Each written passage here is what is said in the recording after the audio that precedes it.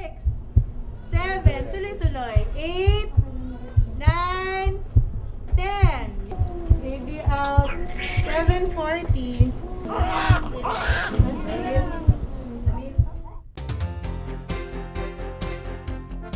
What you are about to witness is a video illustrating the step-by-step essential newborn care protocol developed by the Department of Health. This protocol adopts international evidence-based standards set by the World Health Organization. They directly address the Millennium Development Goal of reducing child mortality. The Philippines is among 42 countries that accounts for 90% of deaths among children below 5 years of age globally. Studies have shown that 70% of newborn deaths may be averted during labor, delivery, and immediately postpartum.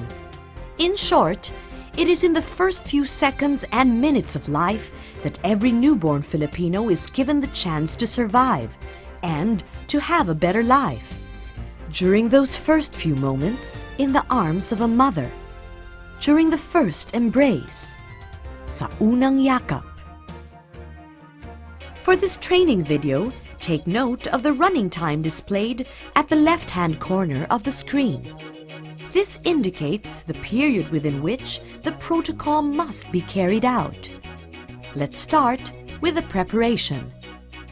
Lay out 3 pairs of surgical gloves, 2 of which will be used by the obstetrician and the remaining pair for the pediatrician. 2 warm blankets, a bonnet, cord care set, the erythromycin, vitamin K, and hepatitis B shot. Wash your hands following the prescribed 1, 2, 3, 4, 5 counts for each movement. Put on both sets of gloves. This is the double gloving step. During the first 3 minutes within birth, here are the correct procedures prescribed by the Essential Newborn Care Protocol. Baby out.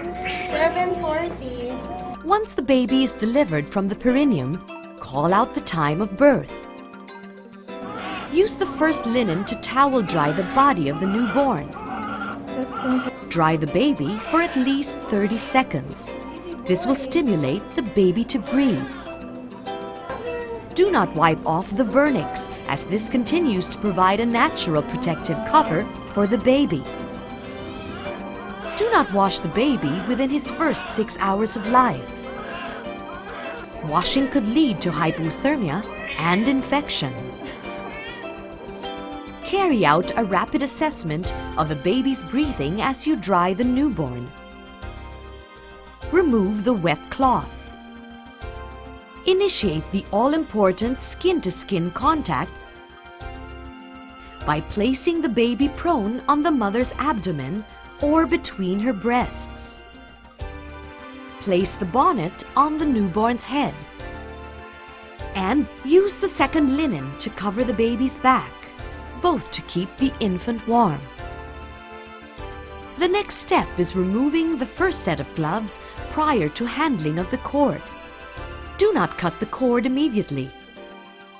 Allow the cord pulsations to stop without milking the cord. Clamp the cord at 2 centimeters from the base of the umbilicus. Apply the second clamp at 5 centimeters from the base of the umbilicus. Cut the cord. Waiting for 1 to 3 minutes or until the cord pulsations have stopped prevents anemia and protects preterms from intraventricular hemorrhages. Inject 10 IU of oxytocin into the mother's arm to prevent uterine atony. While maintaining the skin-to-skin contact, check on the mother's condition and deliver the placenta. Check how heavy her bleeding is and examine her perineum, lower vagina, and vulva for tears. Clean the mother and keep her comfortable.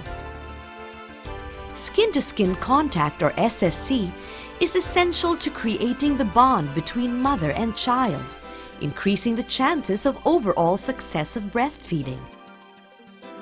Allows colonization with good bacteria. Protects the baby from hypoglycemia. At about 30 minutes to an hour after birth, the baby will start licking, rooting, and tonguing movements, cues that he is ready to breastfeed. Encourage the mother to nudge her newborn toward the breast to seek out the nipple. Counsel on positioning and attachment. After the baby completes his first breastfeed and detaches from the breast, while he is with his mother, carry out the eye care procedures and administer vaccines. Let the infant remain in the mother's arms as she recovers from giving birth. The newborn stays with the mother as she is brought to her room or the ward. The baby may be washed after at least 6 hours. The Global Infant and Young Child Feeding Strategy recommends giving the baby nothing but breast milk for 6 months. After 6 months of exclusive breastfeeding, the child can continue to breastfeed in addition to other foods up to 2 years of age or beyond. To summarize, here are the step-by-step methods outlined in the Essential Newborn Care Protocol. Drying for at least 30 seconds with rapid assessment of breathing and tone.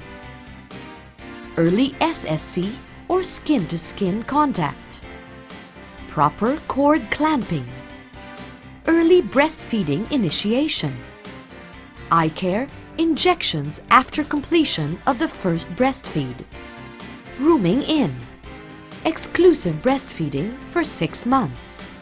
As we adopt and embrace the principles of essential newborn care, we are closer to attaining the Millennium Development Goal of reducing child mortality in the country.